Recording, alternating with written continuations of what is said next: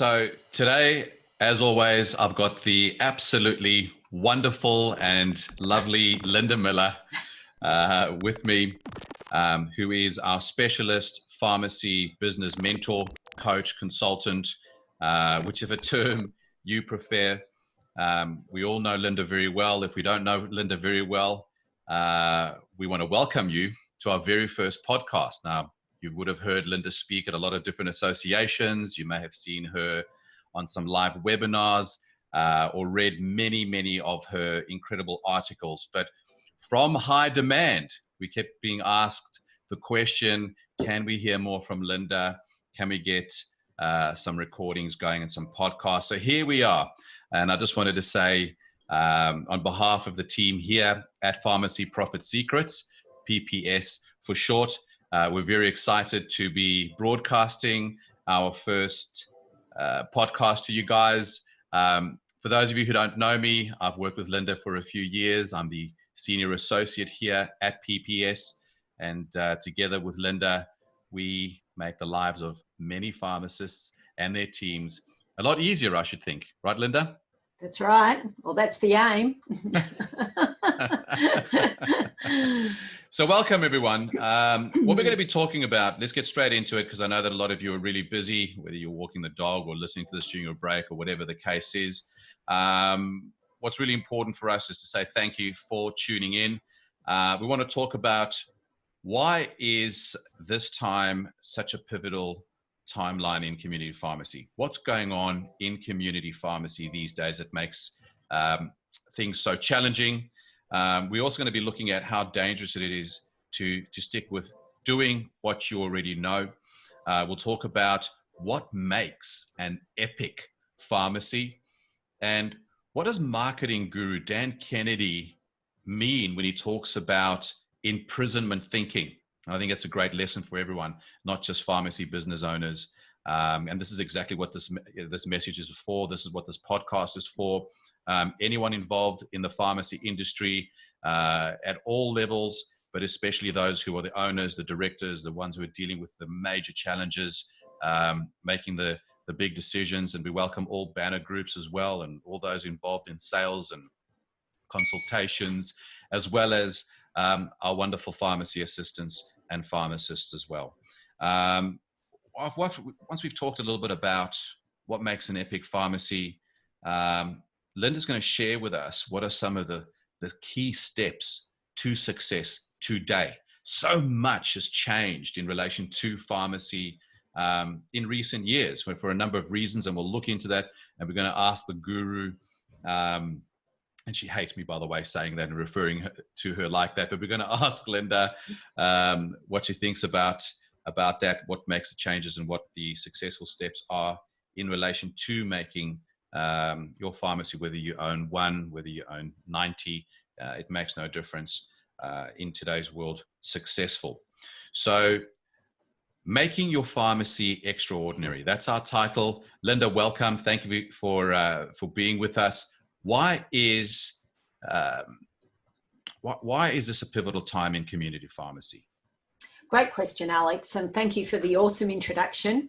I'm really delighted that Alex is here to have this discussion today, because his broad and deep background in marketing and sales applies so well to community pharmacy and the challenges that we're actually going through now and have been for some years. And those challenges are really due to a number of factors: increased competition, reduction in support from the government, having to really rely, pharmacy owners are being thrown back onto their own resources to actually build their businesses now. There's no,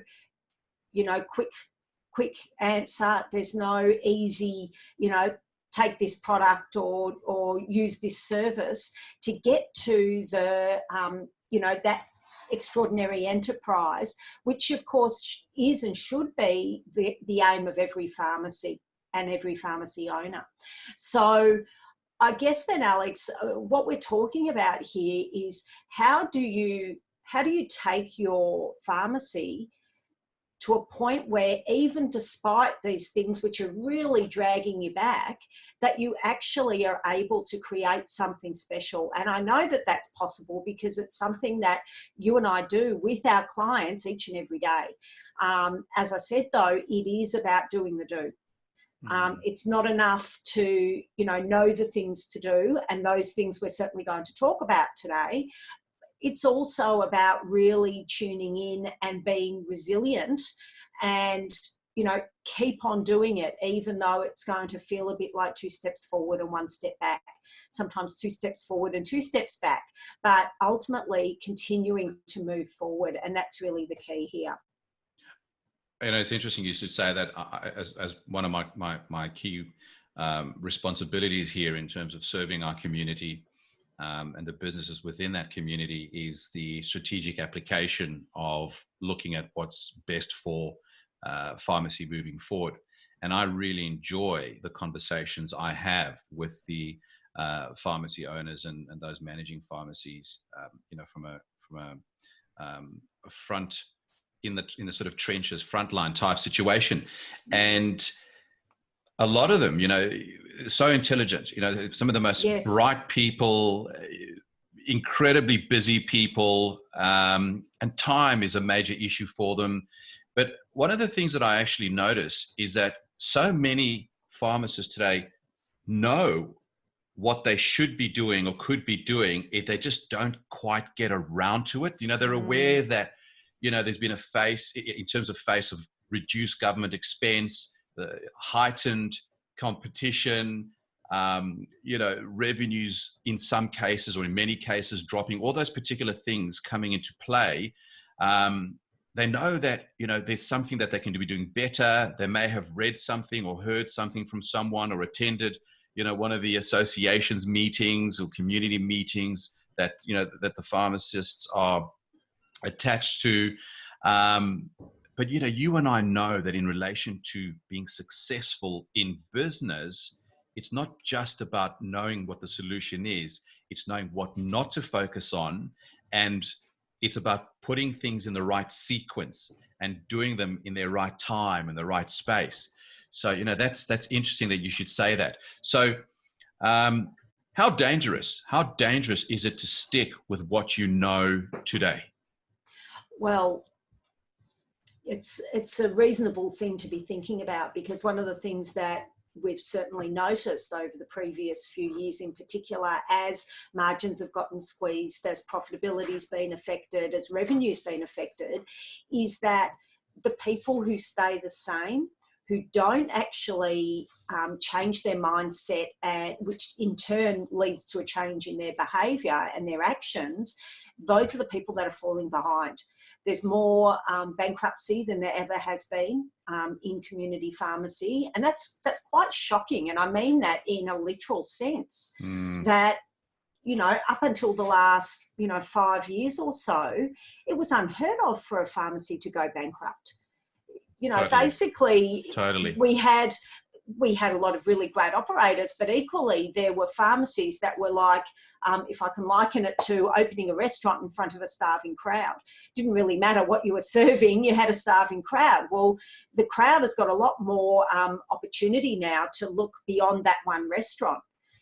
So if you don't start offering something different, and something new and keeping the attention of your community, then ultimately you're going to die. Yeah. And that's what we've been seeing. And the key really is about being a disruptor.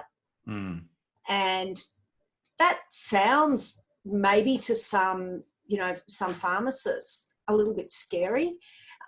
One of the things, along with that intelligence and that capacity to analyse things, can be, as with any quality, both a blessing and a curse. And, depending on the environment and the circumstances, it will present as a blessing or a curse. And being a disruptor isn't something which comes naturally to a lot of pharmacists, because of that analytical mind that they tend to have. And I'm casting a generalisation there, but that's been my observation over, many, many years. that said, those people that are actually able to turn that intelligence to being adaptable and choosing to be a disruptor, what they're finding is it actually increases their credibility, their integrity, they're noticed by their community, and they manage to hold the attention of their community. It's absolutely true.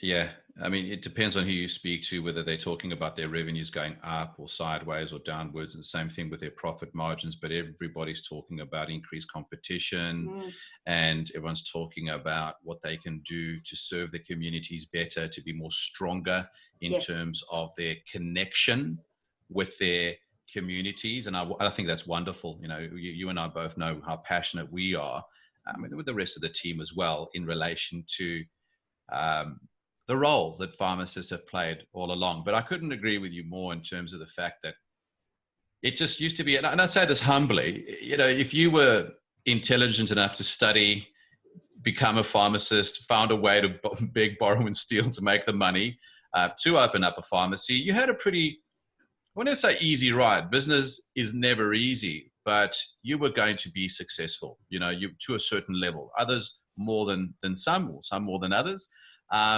But today, the crux of what you've said that I've taken from what you've said is that you've really got to be just not only smarter, but you've also got to keep working hard. It's not good enough anymore just being, you know, working hard. You've really got to be smart about how you approach things.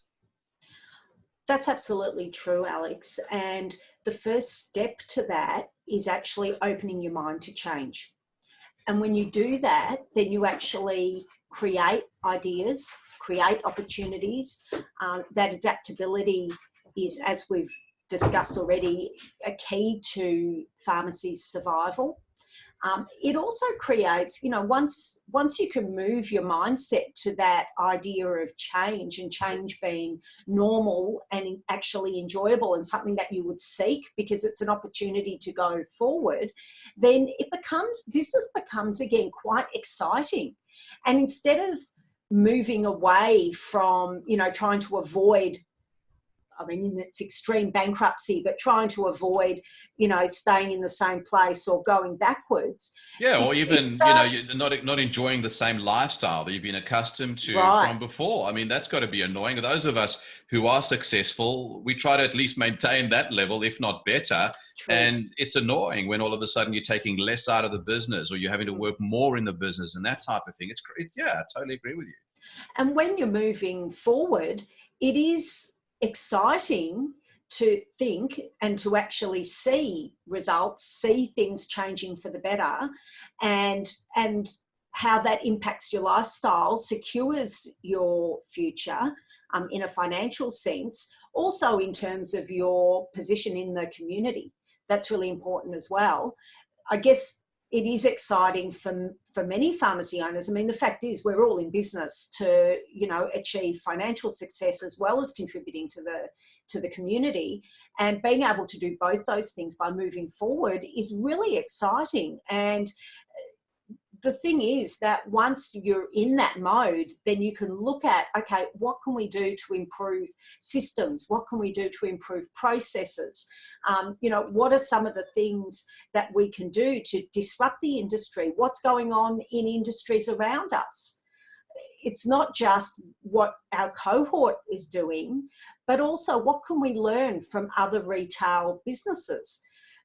You know, I don't know if they're still doing it, but for example, Grilled Burgers had a promotion where they would have like 3, it was really cool actually, 3 jars. Each one was devoted to a different charity. And every time you purchased a certain amount of, you know, burgers or whatever, you would get a token to the value of $1, $2, $5, whatever it was. And you could actually put that token in one of those 3 towards one of those 3 charities. And very often they were, you know, local community-based things. So it might be a sporting club or a primary school or something like that. And then the business would donate a certain amount on the basis of those tokens. So there's a great example of contributing to the community, something that's coming from a completely different industry that you can actually R&D, as in rip off and duplicate, and make a real difference in doing that and get noticed. So those sorts of things are really, you know, cool little tips and tricks that you can pick up from other industries. You know, look at what Amazon's doing. Look at what Apple is doing. Zappos, who are an online retail business in America, are renowned for their customer service. There's some things that you can look at there. You know, there might be things that other businesses are doing to provide outstanding service or a customer experience. I know there are some pharmacies that have a concierge out the front that actually, and I think this is something that they probably got from Apple, where there's somebody there basically directing traffic, but it's great for customers because the customer comes in, what, you know, how can we help you? Oh, you need to see the pharmacist, you know, arrange for them to see the pharmacist, or, you know, here's our expert in this particular product line, which is what they were looking for, and they direct them to that particular pharmacy assistant. So there's lots of different things that you can do which are really going to get you noticed and move you forward in becoming an extraordinary enterprise. I often tell the story of when I go in and I do secret sort of sessions in pharmacy where I play the, you know, the, not the helpless guy, but the sort of, you know, clueless. Kind of, yeah. That's a stretch for you, Alex. Would never have described you that way. But you know, it's funny. I've gone in with, as you know, but I want to share this with our listeners and those watching, that I've gone in with a mindset of I am going to spend as much as I'm directed to, without script. And I've had times where I've walked out having spent zero because I've either been ignored or when you give it a quick, you know, are you all right? Well, if someone says I'm all right, I'm going to say yes. Right? I'm not going to sit there and, you know, beg you to help me to make you more powerful or more successful. Right? So I'm not exactly going to make it easy for them. But I've walked out having spent $300 just by being asked the right questions, just being engaged by people. So I love that. Now, there are people who are like that. They've got money or they've got money to spend at that time. And they're not just there for their script. They're not just there for one other thing. Speak to them, get to know them, build a relationship. But when you build a relationship with them, don't think you know them so well that you don't have to go through the types of questions. And I know some pharmacists who are brilliant at this kind of thing. I've had the honor to speak with them. And, you know, some people find it easy, some people don't, but hey, that's something that we can improve on. So, you know, that's something that makes a huge difference. But we're talking about being the first port of call in people's health, you know, about their kids, their parents, themselves, their families. If you're still, you know, on your own and you're single, great, you know, take care of yourself, because if you won't, who will? But the pharmacy should be the first place to go. Not just when you're sick and you're picking up a script. It's about having that, you know, that attachment to the industry, to the community, and being able to be helped. You know, should I go to the doctor? What should I do? What about this? What about my health? What about this particular product? And I think so many pharmacists are afraid, and their assistants as well, because they think, well, I want to be ethical here. You know, we're talking about being ethical. We're talking about serving people and being able to give them more than what they, you know, ever expected, so that they'll come back. And so what happens with that is the whole concept of, I'm going to go down to the other pharmacy because they, you know, marketing all over the TV and the radio and billboards all over town. And, you know, they've got someone knocking on my door at midnight with a billboard and telling me to go buy there, or whatever the case is. I mean, that's a bit of an exaggeration, but, you know, telling everyone how cheap they are. And this is cheap and the best price and the best price. And that's all you hear: cheap, best price, you know, come here for the lowest prices. And unless you want to get completely destroyed by that marketing angle, you've got to do something different. Now, Dan Kennedy, you mentioned in the article that you wrote on this particular subject, you know, he talks about imprisonment thinking. And you alluded before to mindset.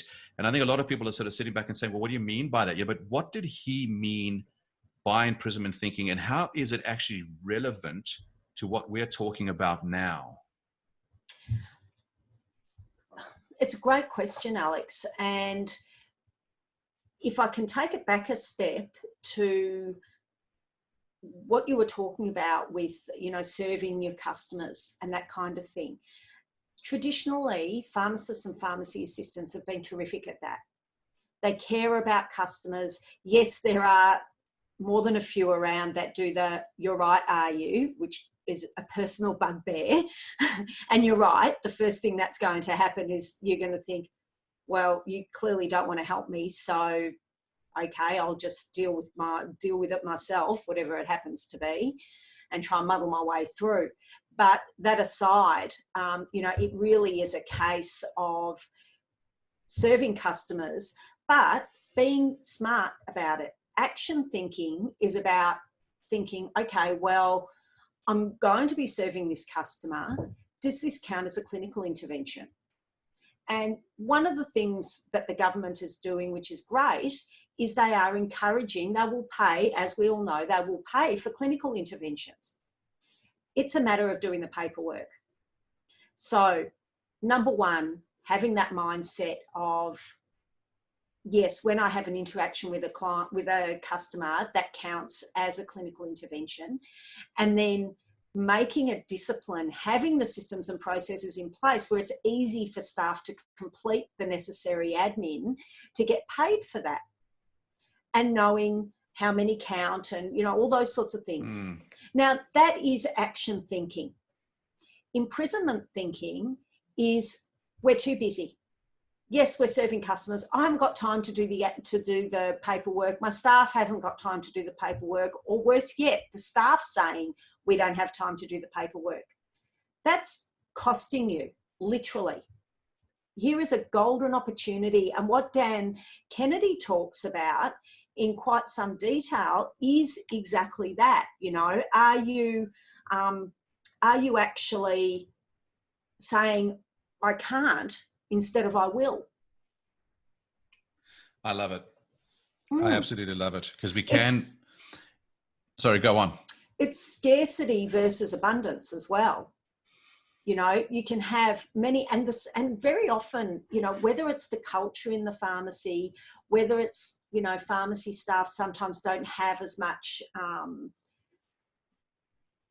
don't want to say engagement, because they tend to love being with customers, but they don't have as much buy-in somehow, that they're not that motivated to go that extra step of adapting to change, of being prepared to do things a bit differently. And they don't have the same skin in the game. It's different when you're on a salary to when you own the business. There's no question about that.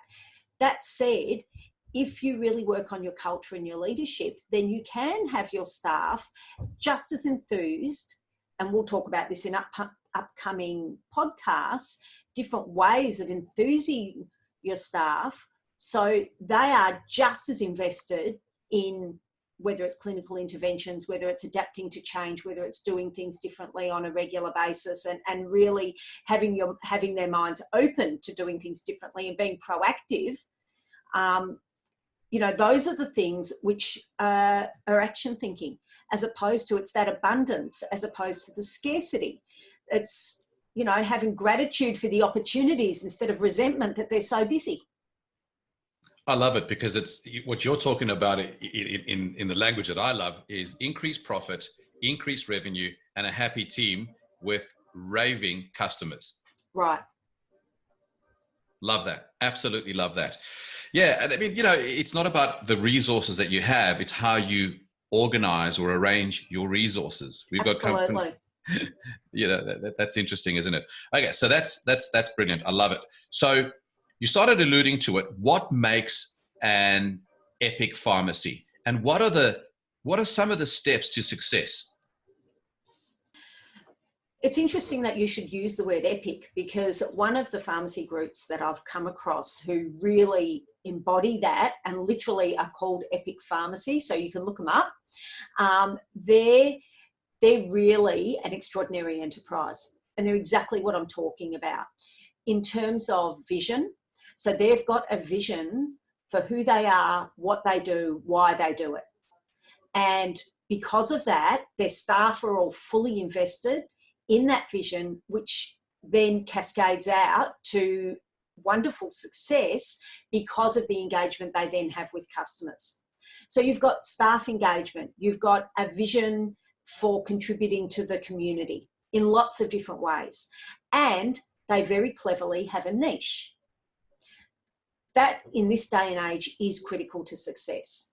You know, how are you going to stand out? Sometimes it's by the way you do things. Equally, it can be because you service a particular part of the community really, really well. Now, in their case, they focus on oncology and within hospitals as well, being a hospital pharmacy. That's their particular niche. Mm-hmm. There are lots of different niches, and it's about understanding your demographic and your customers. There are other pharmacy groups, some of them who have a different niche altogether. So, you know, you look at the big yellow box. Well, their niche is about, making sure that they're supplying at the best price, which they don't always do, but that's the way they market themselves. And there's a lesson in that too. This is about how you market yourself as well as what you actually provide. Now, they're able to do that because they're very clever in some of their back-end processes. For example, their purchasing, their expenses and keeping them really as low as possible. Those sorts of things, which we all can learn from. Really important. And so if you want to really become that extraordinary enterprise, look at things like, can you be in a niche? Can you create a niche? Whether it's in the community, whether it's particular products that you supply, services that you offer, a whole provision, I guess, or a package, if you like, of different things which are going to appeal to a particular demographic. Can you provide outstanding service or an unusual and wonderful customer experience? Not just that you connect with your customers, although that's really important. How can you make them feel really special and show that you're that little bit different from, I guess it comes down to that so what question. If you've got Happy Jack on the corner and you're saying, oh, well, we provide the best service, the sort of service that you provide, the big question to ask yourself is, can Happy Jack on the corner lay claim to the same thing? Something to think about. How are you contributing to your community? This can make you unique as well. Do you have things like outreach programs? Do you provide, donations to, or do some sort of charity work in your community? There's lots of different ways that you can actually contribute. So that's something worth looking at as well as, obviously you've got to look at your back-end processes so you can maximize your profitability and minimize your expenses. Great advice. Sage advice. As always. I love it. I love it.